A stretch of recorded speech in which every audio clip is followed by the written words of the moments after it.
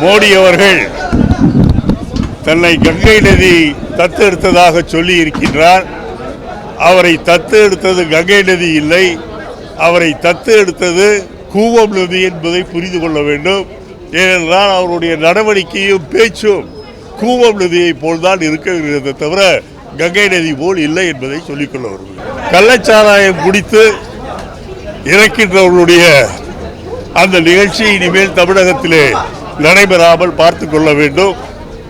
Police உயர் அதிகாரியும் கலெக்டரையும் அங்கிருந்து மாற்றப்பட்டிருப்பதற்கு கண்டிப்பாக நான் முதலமைச்சருக்கு பாராட்டுகின்றேன்.